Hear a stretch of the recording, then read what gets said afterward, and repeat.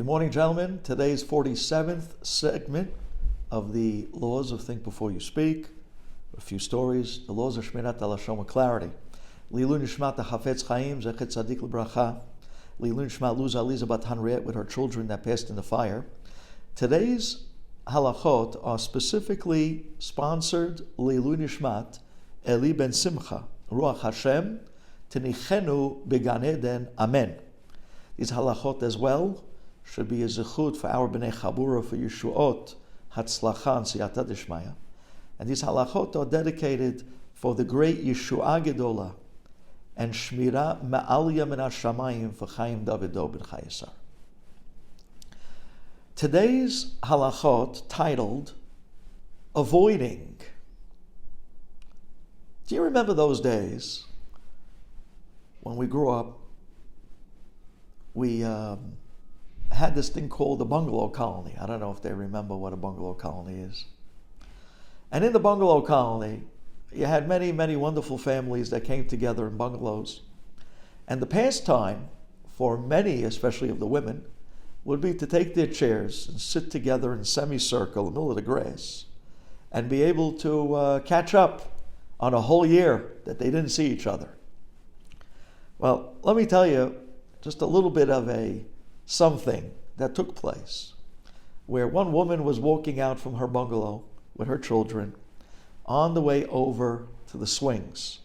And it turns out that right next to the swings, in the middle of the bungalows, the whole crew of women in a semicircle were sitting there, and dead center, this woman was able to see that there was a lady there holding court.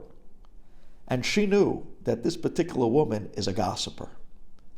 This woman is a barrel of gossip. And because of that, she knew what she was probably peddling and what was going on in that circle. So she turned to her kids and she said, you know what? Instead of going to the swings today, I think we're going to go out to the canteen. I'm going to buy you ice cream because today's hot. And then we'll go straight to the pool instead. Now the kids look at the mother funny. Ma, you told us we're on the way to the swings. Now you're telling us we're going to go over to the canteen? Don't you want to sit down with your friends? We'll go on the swings? No, I think today, because it's hot, it's a better idea to go to the pool instead. This woman didn't act out of just a good idea, etzah tova. She acted out of obligation. If you see a crew of people sitting together and amongst them is someone who you know is a real, ongoing, habitual gossiper, and you can see that that person's already holding court and they got everyone's attention and they're spinning a new tale about somebody in some derogatory way, where this person is always about gossip, it's at that point that you have an obligation to avoid them.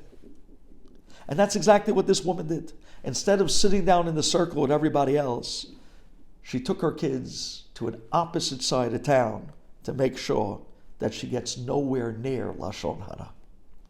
It is forbidden to live amongst neighbors who speak Lashon Hara.